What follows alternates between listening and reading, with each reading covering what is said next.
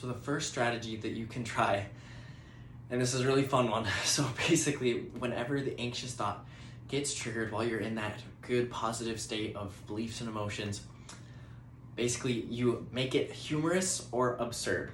So the first side, just to make it humorous. So basically something happens and you focus on how funny that would be. They're like, dang, that'd be such a good story to tell in the future of, 5 years from now, looking back, if that happened, that would be so funny.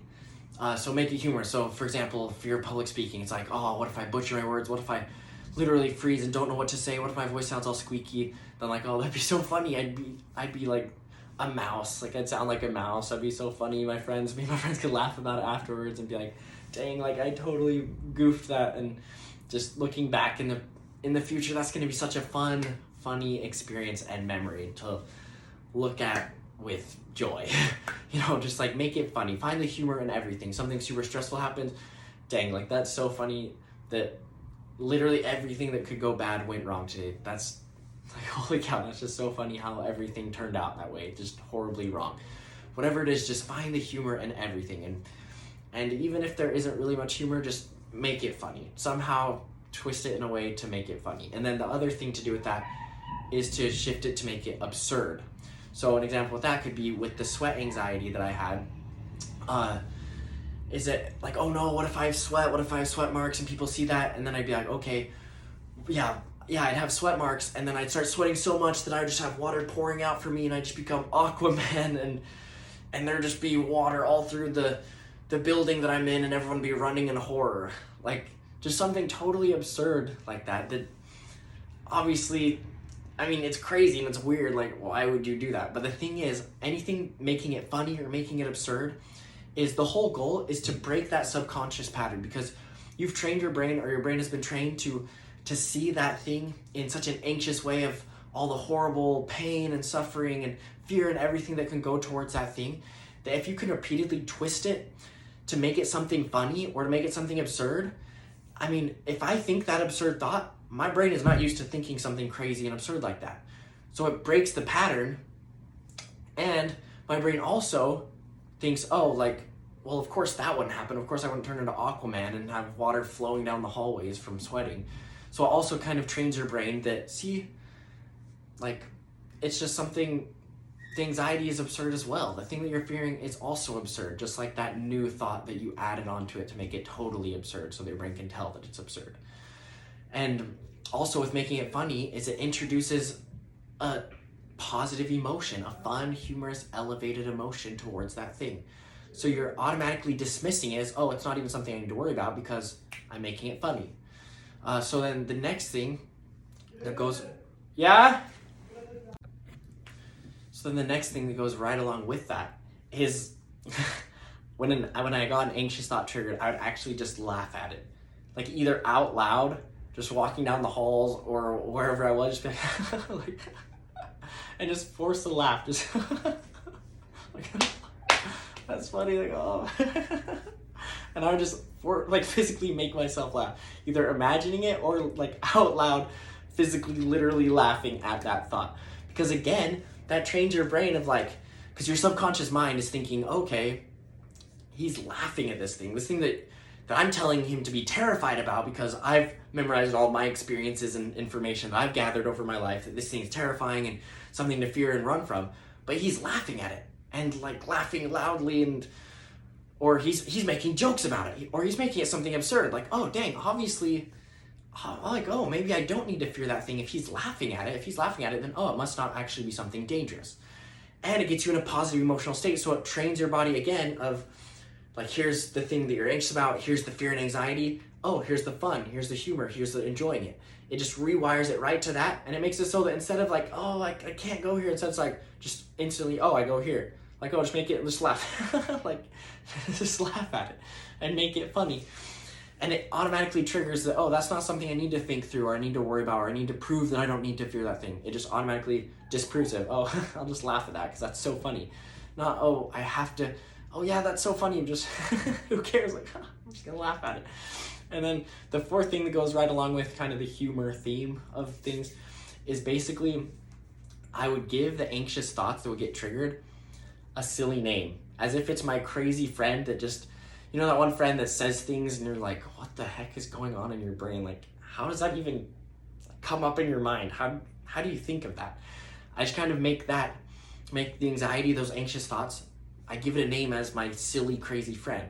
So for me, I was reading a book that that had the name, let's see,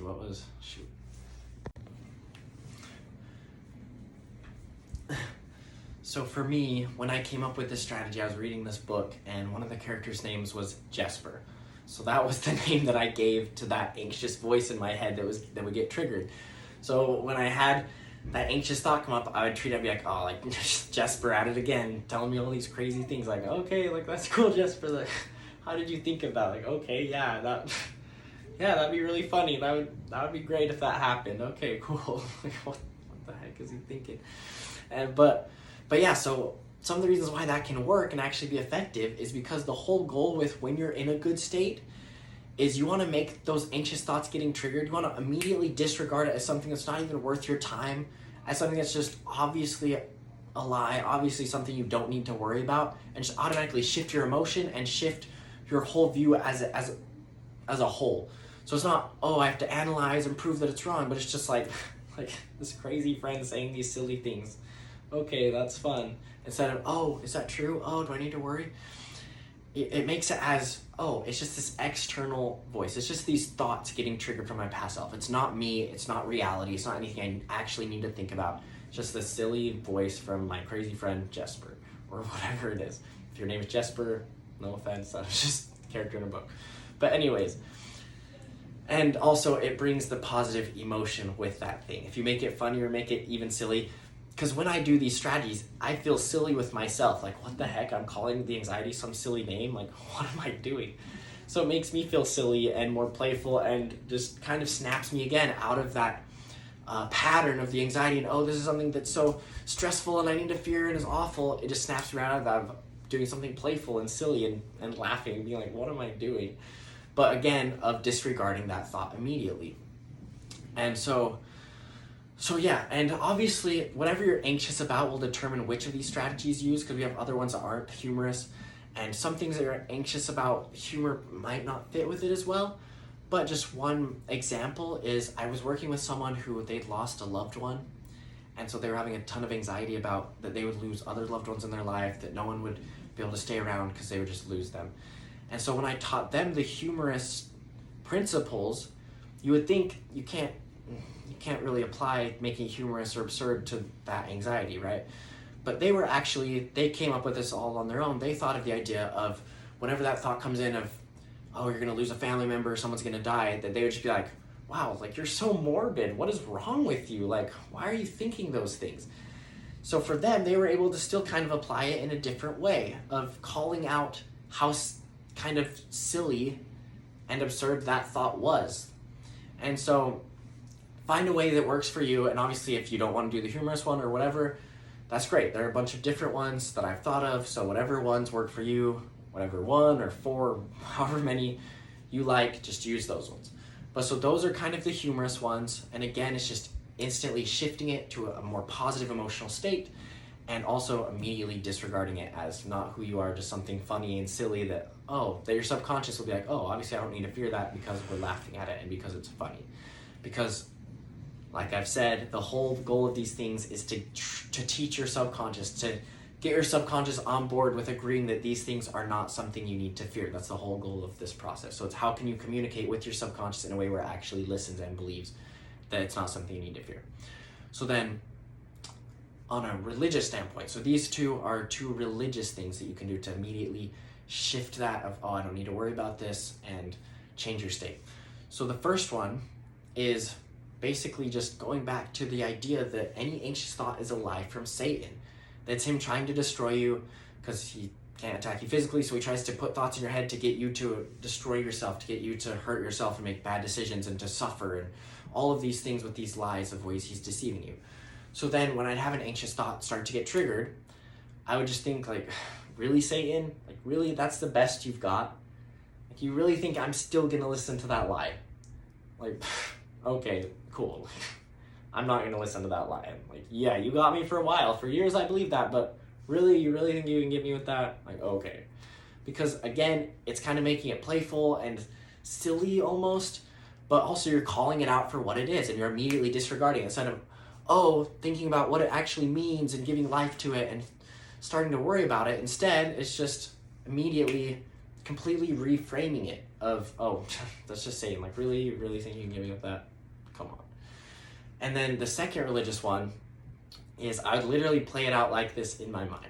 So the anxious thought comes in of, they're judging you. Your voice is gonna be it's gonna sound weird because you're so nervous and they're gonna think you're weird or whatever. And I just be like, like, dang, you're right. That's a good point. Like, that could happen. Like, oh, shoot. Oh, wait. But I have Christ, so I win.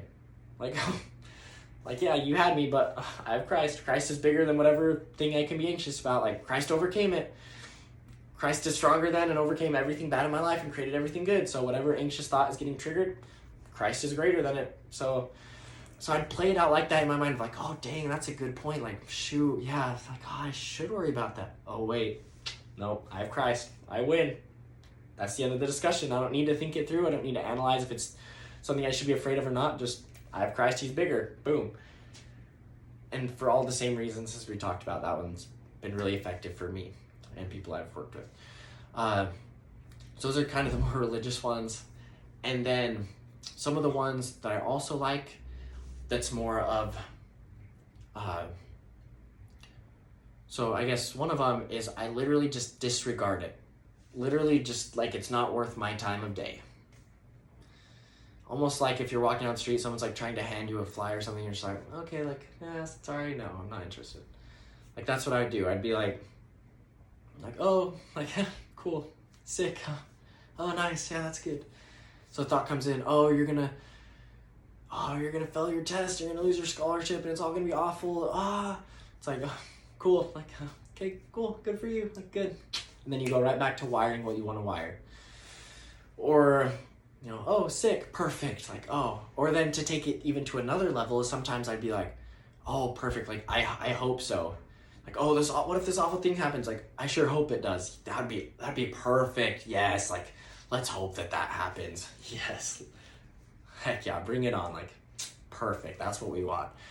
Because again, it's instantly training the positive emotion and instantly reframing it as subconscious, like, obviously, like, I was trying to get him to fear that thing and worry about it, but obviously if he's just disregarding it, or if he's saying he wants it to happen, like, I hope so, like, yeah, that'd be awesome, I hope that happens. Then it's like, obviously, like, maybe I need to rethink this, maybe I don't need to fear this thing, I don't need to trigger this fear response for him about this thing. And then to take it to so those are the just like disregard whatever ones. Then these next two are really fun. They're the challenging it ones, or kind of the high energy, like, just strong strategies. Anyways, so the first one is basically whenever the anxious thought would get triggered, I would get excited about it. I would get excited about that thought. And that might sound super weird, like, what do you mean? So let me explain. So an anxious thought would get triggered, and whenever anxious thought, I know that because it has anxiety with it, it means that that's not what I'm choosing in my life, and it means I don't have to worry about that thing anymore because now I have this new identity and these new beliefs and this new person I'm creating and wiring into my subconscious.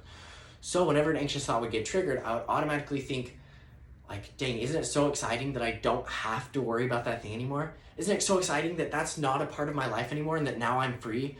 Like, isn't it amazing that now I can choose something else instead? That now I have these strategies and I know that that's actually just a story and a way of representing that thing to myself in my subconscious, and I don't actually have to fear that anymore. Like, dang, that's just so exciting. I love that. Like, heck yeah. I would treat the anxious thought as if it's reminding me of what I don't need to fear. So I'd completely twist it around. Instead of an anxious thought gets triggered, I need to fear this thing. Instead it was an anxious thought gets triggered, that's reminding me of something I don't need to fear, and reminding me of my other truth that I've replaced that old belief with instead of my vision. So, I'm going to be so scared to talk to this person. I'm not going to be able to talk to them. They're going to judge me. Like, isn't it so cool that I don't have to fear that thing anymore? That now I'm this new person that I actually can talk to anyone I want and connect with them and feel confident and free and happy and excited about that thing. That's my new reality. Isn't that so amazing and incredible? And so I would basically use that anxious thought to reaffirm the new belief and to reaffirm that new emotion of getting excited instead of fearful. So that's just super powerful of automatically reframing both the emotion and the belief that goes with the anxious thought. And then the next one, and this is a really fun one, especially because I'm a super competitive person. And so if you're competitive, this could be the perfect one for you. But basically what you do is when the anxious thought starts to get triggered, you take that thought, and instead of thinking it through, analyzing it, instead you immediately just, boom, take it down. So the thought comes in of, what if I fail this event? This is my first event teaching this stuff to people. It's like, oh yeah, just watch me crush this event. Like, yeah, you think I'm gonna fail? Just watch me destroy this. Just watch me succeed so much that you can't even handle it. Like, you're going down. And so I just challenge that anxious thought head on, just immediately. Again, instead of thinking it through or trying to prove it wrong, you just immediately like, yeah, you think you can get me with that? Well, I'm gonna destroy you. Just watch me succeed. Just watch me be confident. Just watch me be free and have everything go right. Just watch my family all be safe and protected. Just watch me succeed, and just watch me be good enough to be loved by other people. Whatever it is, like, just challenge that thought. Or even, I'll even be like, I own you. Like, yeah, you think you got me? Like, I own you. Thought you got nothing on me. And just totally take it down in a competitive way, because I'm just a competitive person. So that's really fun. And again, it's reinforcing the positive high energy and the power of feeling empowered and confident, because you say those words in those exact ways and you just take on that thought. And that's one more point to bring up with, now that we're closing, those are all the strategies.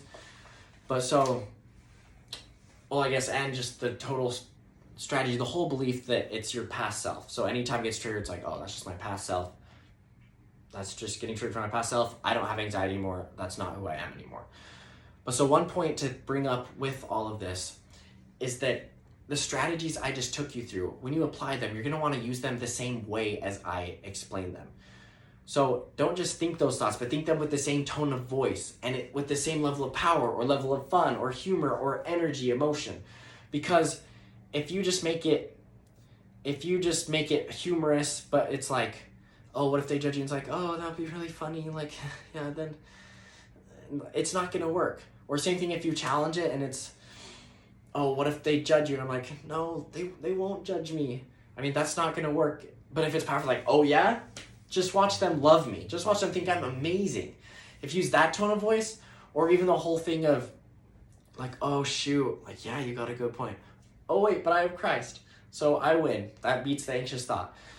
Whatever strategy you're using, like, use that tone of voice. Make it real. Make it feel real in how you're thinking it and how you're saying it, and in just the way that you're treating it. Because again, most of communication, whether it's with other people or with yourself, is by the way that you say it or by the way that you think it, instead of just the words that you're thinking.